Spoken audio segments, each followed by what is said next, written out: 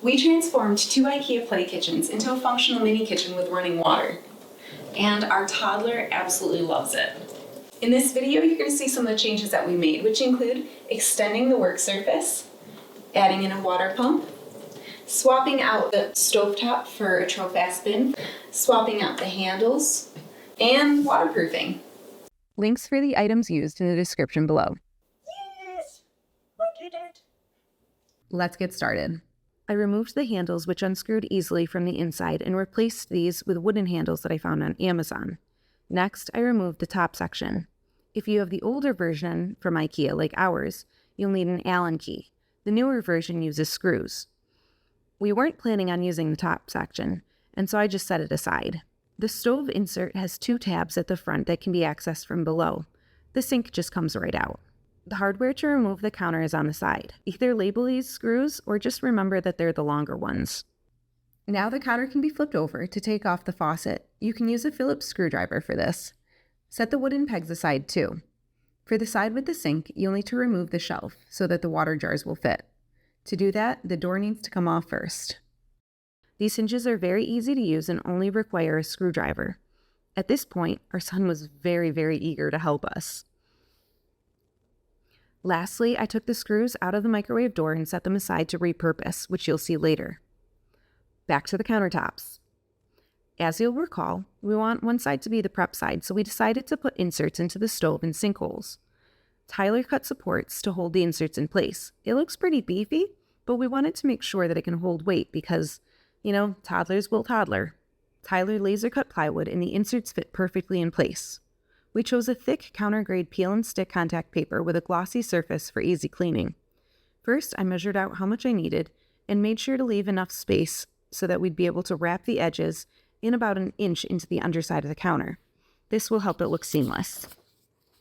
When applying it to the top, make sure that your work surface is clean because dirt and debris will show underneath the contact paper. To make sure I lined it up straight and started in the correct spot, I pre-folded part of the backing paper back. From there, I slowly peeled the backing paper away and pressed the contact paper to the surface. I used a soft silicone squeegee to help the process. It's important to take your time so that you don't end up with bubbles and wrinkles. I tried a couple different ways to wrap the corners, but cutting out the excess seemed to work the best. Follow the wood's edge and cut out a square, then fold the contact paper over the edge. A hairdryer can be used to soften the material so that it adheres to rounded edges better. It also makes it a little bit stretchy. To wrap the inner edge of the sink and stove holes, draw a series of triangles. 1 line in the middle of the corner, and the other 2 where the slope of the corner starts. Then cut along those lines with an exacto knife.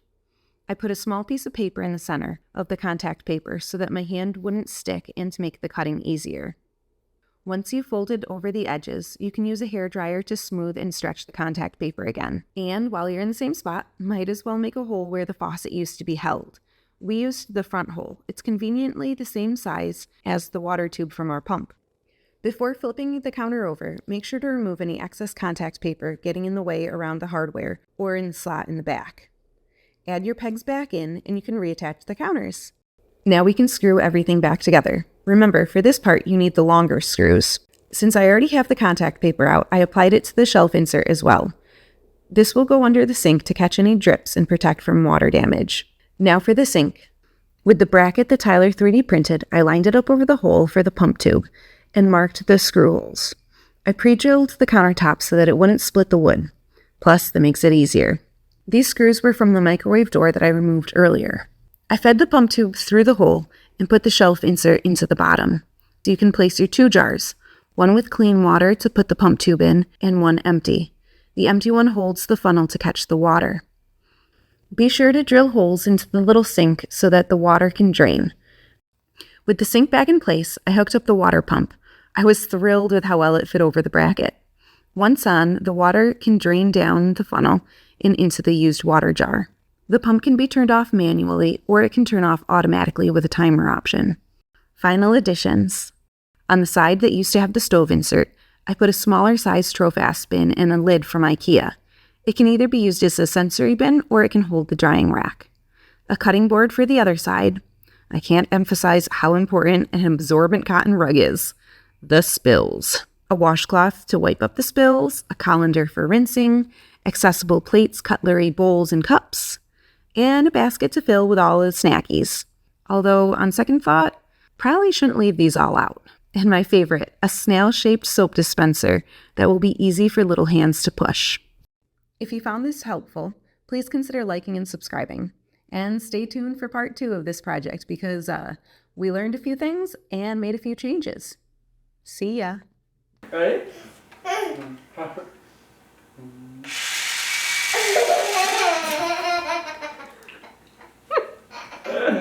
My teeth.